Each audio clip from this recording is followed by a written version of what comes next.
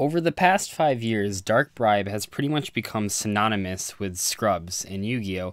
And while I think that is a little harsh, I'm not going to say that Dark Bribe is a good card, and I in fact would even say that if you've played Dark Bribe at all in the last 5 years, you probably aren't doing very good at tournaments. Now, I'm not going to say that Dark Bribe is bad in like a casual sense. I'm sure when you're playing your friends on the schoolyard or going to your local tournaments once a week, maybe it's good there. But in terms of even the slightest competitive tournament, such as a regional qualifier, Dark Bribe is very, very far away from being good. And that's something I want to talk about today in a video series where I take a look at cards that you might have thought were pretty competitive or at least decently good and explain why no competitive players are playing them. Now, let me tell you that most competitive players know about Dark Bribe's existence and they're choosing to not play it actively. This is not something that they've just forgotten exists. They know Dark Bribe is there and they're not playing it, and we're going to talk about why. So first of all, let's kind of talk about why Dark Bribe was good at one point. The main way that Dark Bribe is used is to negate your opponent's powerful spells in order to completely end their turn. Now, this relies on two different format things that are not present in Yu-Gi-Oh! And I don't think will be present in Yu-Gi-Oh! For a long time. The first one is that decks have to be very normal summon reliant for Dark Bribe to not just immediately punish you. In modern Yu-Gi-Oh!, if you give your opponent a free draw, they're almost always going to be able to use that card to then leverage into another special summon, which means you basically just didn't, so you negated a card, but you just gave them a card to use anyway, which means that you just -1 because you're not doing anything with the card you negated. But if your opponent's deck is all normal summons, and the spell card you negate is really powerful, then there's a situation where you Dark Bribe and they pass, and that's sort of the ideal situation. So that means that the second criteria for Dark Bribe being good is that spell cards and trap cards, even though Dark Bribe is commonly used for spell cards, both those cards have to have more value than monster cards, and that has not been true for a long time. If you look at when Yu-Gi-Oh! First came out, spell cards and sort of trap cards were the main ways you were killing your opponent. Cards like Graceful Charity and Pot of Greed and Heavy Storm, Monster Reborn, those were the powerhouses of your deck. You were killing people with Blue Eyes White Dragon in terms of damage, but the way that you maintained and regained board control was all through spells and traps, which makes a card like Dark Bribe very good. However, for the last, probably 5 years, maybe a little less than 5 years, maybe 4 to 3 years, monsters have been the way to go. While spells are played in decks and traps have sort of fallen out of favor more and more over the past couple of years, monsters are the way that you're doing things, and often spell cards are only there to extend your monster card plays or to get you to the monster cards that can do your combos in the first place, which means that if you Dark Bribe a card, you're most likely giving your opponent the card that they were using the spell card for anyway.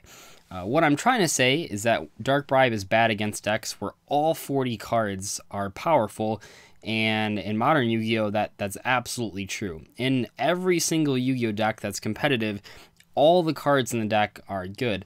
Now, there's going to be some fluke interactions with cards like if you Dark Bribe a Brilliant Fusion and your opponent draws Garnet, but overall and in general, when you Dark Bribe a card, you're just giving your opponent another resource, which brings me to my next topic of discussion of why Dark Bribe is not good, and that is that a -1 can come in multiple different ways. Dark Bribe gives your opponent a card, but I'm going to argue that the better -1 play would literally be Magic Jammer. In every single scenario, I would rather, and most competitive players would rather lose a card than give their opponent a card. There are plenty of really great -1s in the game. Foolish Burial, Book of Moon, stuff like that, where you lose a card to gain tempo, and in the case of Dark Bribe, it's actually the exact opposite. You're giving your opponent a card. Where a card like Magic Jammer, while obviously not super competitive here, I would rather play Magic Jammer over Dark Bribe any day, and I really mean that. Losing a card is definitely a lot less hurtful than giving your opponent one for free. They don't even have to earn what you're giving them. You're giving it to them for free. It's ridiculous. A good example of this is the recent card that came out called Recall. Now, Recall is essentially Dark Bribe, but for monster effects, and I've seen some budget players talking about playing this card, which I think is completely asinine because it's bad for the same reason that Dark Bribe is, except that it is bad even more because there's way better cards that fill that slot. See, in the case of Dark Bribe, there aren't a ton of cards that really fill its slot, but in Recall's case, there is literally Divine Wrath, which discards a card instead of giving your opponent a card, but they both negate monster effects, and I would argue that Divine Wrath is much better than Recall, and we can even look that in past formats before Solemn Strike came out, Divine Wrath was actually a pretty common tech choice in Burning Abyss decks because they could make use out of the discard. Now, I mentioned Solemn Strike, and that's sort of what I want to mention now, is that in competitive Yu-Gi-Oh! And in almost every single card game, now I've only played Pokemon and Hearthstone and Yu-Gi-Oh! So I don't really know how Magic goes, but I assume it's the same. Life points, or whatever that game uses as life points, are always preferred to lose instead of card advantage. Now, what I mean by this is that it's almost always better to lose life points than lose cards. And that might not sound so simple to casual players because you're thinking, well, if you lose your life points, you're going to lose the game. But here's what ends up happening. If you trade your life points instead of losing cards, you can then regain control of the match and then not actually lose. Because while it is true that you need to, or that if you lose all 8,000 life points, you lose the game, the only life points that actually matter is the last 100 life points, or the last 50 life points, or if we're really going extreme here, the last 1 life point is all that matters. You don't need to have 500 life points to win the game. You just need enough life points that you're still alive when you put your opponent to 0. And that brings in sort of the solemn cards. We have Solemn Warning and Solemn Strike, and even Solemn Scolding, where you're trading almost half your life points to negate any card, and there's the requirement that you cannot have other set back row, and I would still say that Solemn Scolding is a much better option than Dark Bribe. Now, I think it goes without saying that cards like Ash Blossom negate almost every single card that Dark Bribe does, and is clearly better, not only because it doesn't give your opponent a card, but also because it's much faster. I mean, you can draw Ash Blossom going second and negate your opponent's terraforming, where with a Dark Bribe, it would be completely useless going second, because they would already have resolved not only the terraforming, but also the field spell that they searched in the first place. But I'm going to assume that anyone that can afford a copy of Ash Blossom is probably not looking to play Dark Bribe in the first place, just because I'm going to assume if you're spending $70 on one single card, you probably already know Dark Bribe is not a good choice. But I think that what I'm really trying to focus on here is the big difference between card advantage and life points, and which one matters more. And in basically every scenario, card advantage is one of the most important things to keep track of in a card game. I know I talked about it in the earlier video, but card advantage and tempo, for that matter, are a lot more important than your life points, which kind of goes along with why a card like Solemn Scolding is a lot more popular than Dark Bribe, even if it's mainly used for negating the exact same things that Dark Bribe would be good against. So, are there decks that can play Dark Bribe? Kind of. I think the only deck in recent memory that I can think of that actually played it would be a deck that really loses to board wipes. I mean, we have Regeki and Dark Hole and Evenly Matched in the format right now. So it'd be a deck that really loses to those cards, but can't play Solemn Scolding. And the only deck that I can even kind of think that you would want to play Dark Bribe in, and even then, I don't think the deck itself is very good, but I suppose you could maybe justify playing Dark Bribe in the Barrier Statue deck.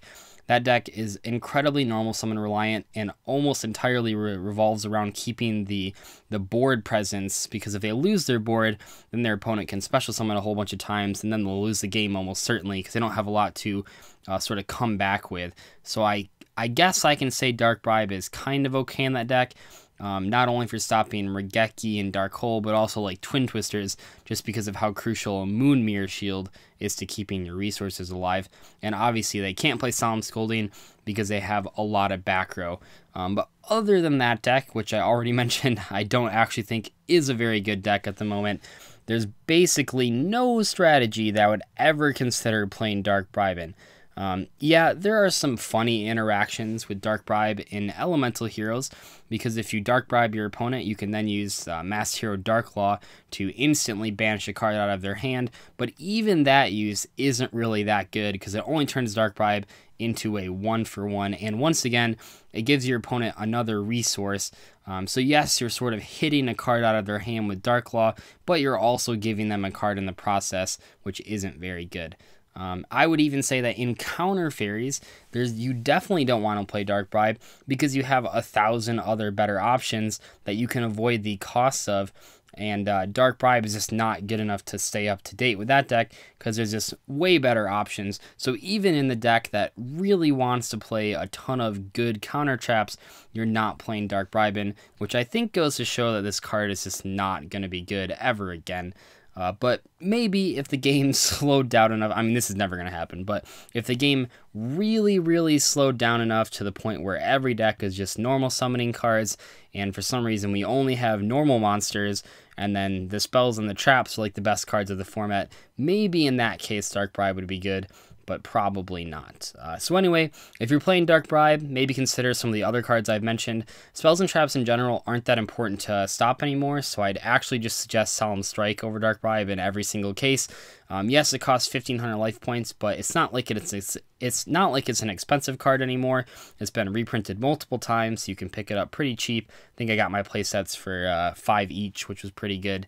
And yeah, just don't play Dark Bribe. It's not going to do very well. And I'm sure there'll be some comments on this video saying that you've won some games with Dark Bribe. And while it is true that you can win games with almost any card in Yu-Gi-Oh! Given the right circumstances, we're trying to look at cards that make you a better player, and Dark Bribe is not one of those cards. But I will see you guys later. Bye.